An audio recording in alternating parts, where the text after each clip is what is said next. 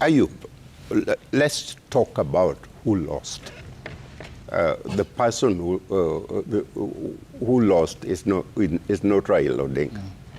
It is Africa, the continent, that lost. And there are three factors that I want to talk about. One is how well was the candidate prepared. And Ayub, I tell you, there is from Amina, who's my really good friends, to everyone else. This was like oil machine organized in the campaign.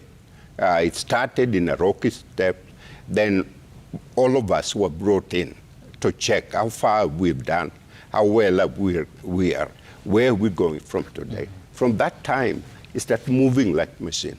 So collectively, from the president to Mudavadi, to the two key people, Ambassador Correa, Ambassador Dembo, they were moving with the framework on which we lay out. And so then what happened? The opposition, the language that was coming out of Kenya has never happened before in any election. It was the most lethal of all and translated in almost all African language. And friends that I have, the group that were working in Ethiopia, were astonished. He said, are these Kenyans? You know, what is happening?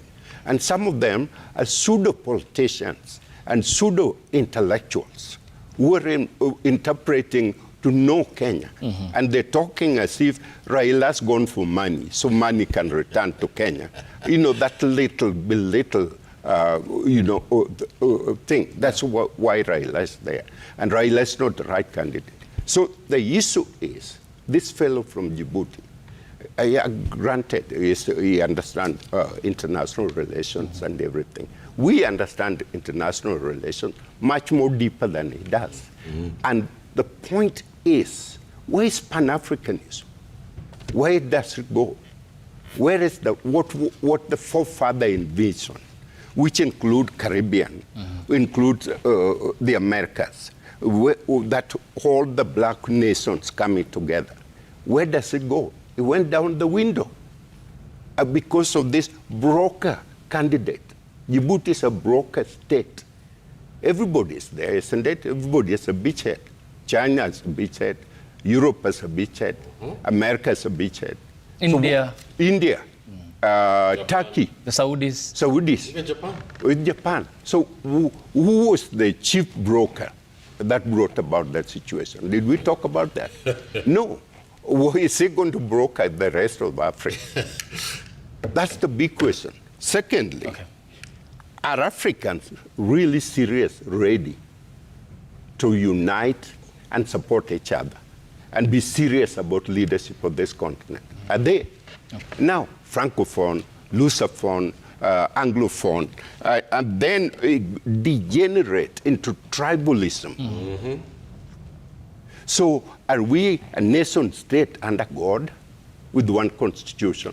Can I just add to you? Let him finish. Let me finish. What I want to say, my friend, is 1963, December 1963, I was a little kid.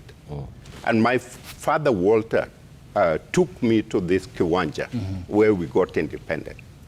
And I'd never seen that thing stay with me up to now. My father was tall, over 6 feet, a very, very big guy. And he was wearing Nigeria clothes.